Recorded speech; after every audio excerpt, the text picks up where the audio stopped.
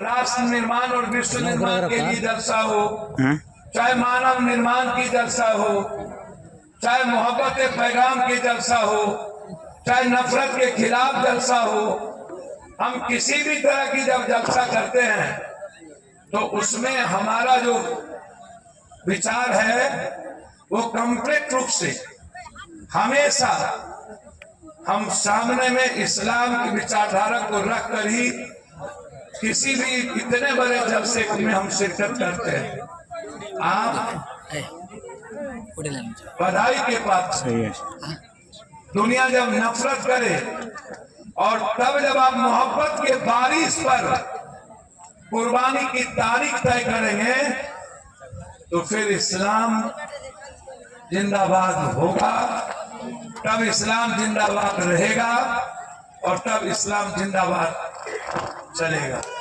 इसका ख्याल रखिएगा। नारे तकबीर, अल्लाह अकबर ईमान का हमेशा करते हैं, या जिंदाबाद या कोई धर्म जिंदाबाद या गीता जिंदाबाद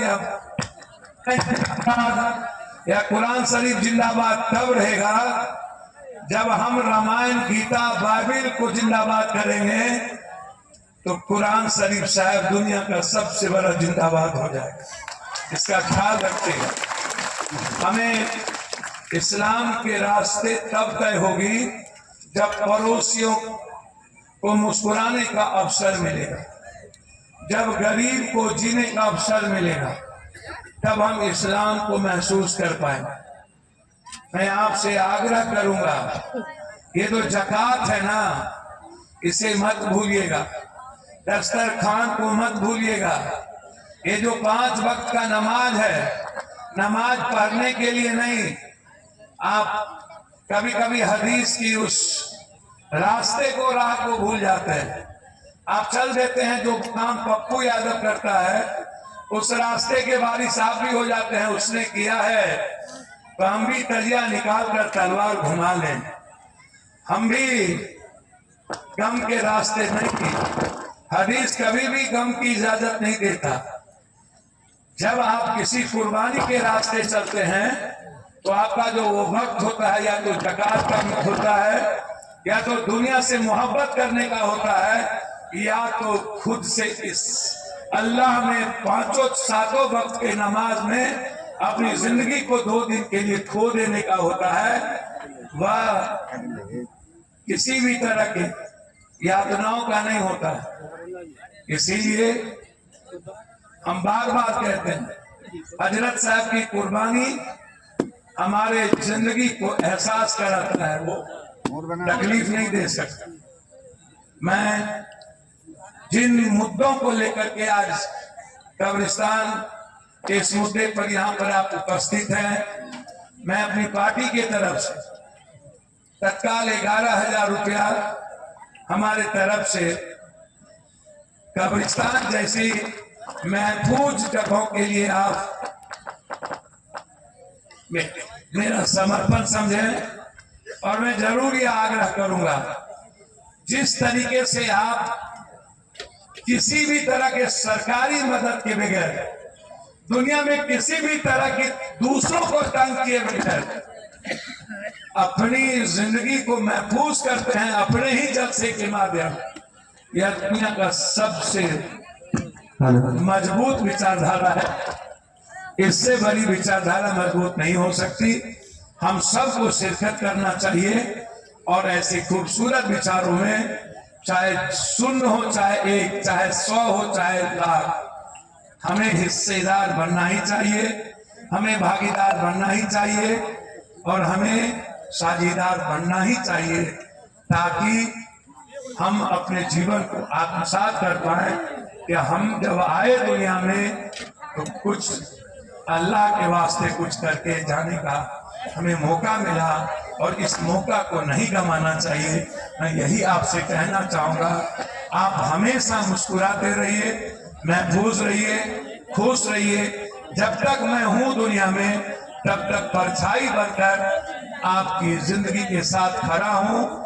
तब तक नफरत दुनिया में नहीं रहेगा, मोहब्बत के रास्ते पप्पू यादव आपकी खुशियों के लिए हमेशा खड़ा है, चाहे हमें कुर्बानी क्यों ना देना पड़े। किसी भी समाज, वर्ग, धर्म, किसी भी विचारों के हिफाजत के लिए पप्पू यादव हमेशा आपके साथ खड़ा है और कुर्बानी देने के लिए तैयार है। यही मैं आप सबसे, मैं अल्लाह हमेशा आपको महफूज रखे। अल्लाह हाफिज के साथ आप हमारे दिल में हैं, आप हमारे दिल के टुकड़े हैं, आप हमारे जिगर के टुकड़े हैं। आप कभी भी अकेला महसूस, वैसे अल्लाह का बंदा अकेला महसूस कभी नहीं करता। जो अल्लाह को मानता है वो कभी डरता नहीं है, जो अल्लाह को मानता है कभी कुर्बानी देने के लिए कभी डरता नहीं है।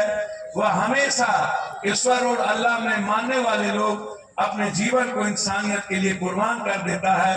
फिर भी एक नाचीज हूँ मैं, आपके आंगन का खूबसूरती हूँ, बेटे की तरह आपके लिए खड़ा हूँ और ये हमेशा रहेगा। बहुत बहुत धन्यवाद, मेरा सलाम स्वीकार करिए।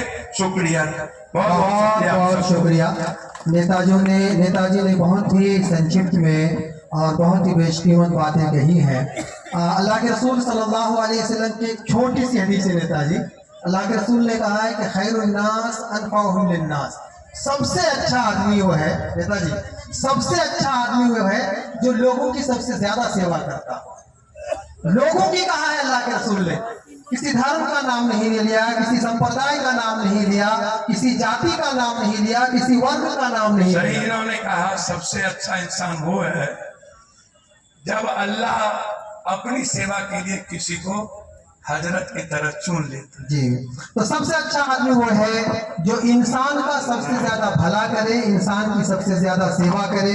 नेताजी इसी तरह के आदमी हैं, वो हर जगह, हर सुख में, हर दुख में लोगों के साथ रहते हैं, लोगों की आवाज़ उठाते हैं, कमज़ोरों के साथ खड़े रहते हैं, हर वर्ग के साथ, कोरोना काल में हो या उसके बाद भी जहाँ जहाँ लोग परेशान रहे हम हमेशा उनको पहुँचते हुए देखते हैं और यहाँ आए उनके लिए बहुत बहुत उनका शुक्रिया, बहुत बहुत धन्यवाद।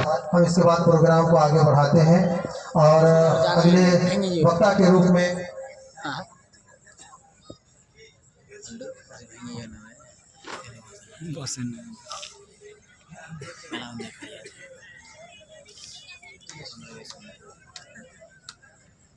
आप सबकी दुआएं हमेशा मेरे साथ रहती है ना।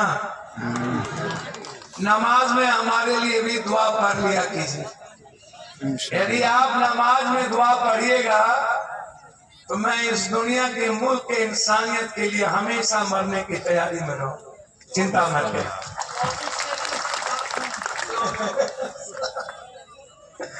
अब मैं प्रोग्राम को आगे बढ़ाता हूं और जनाब इनामुल हक मदनी साहब जो इस प्रोग्राम के सदर भी हैं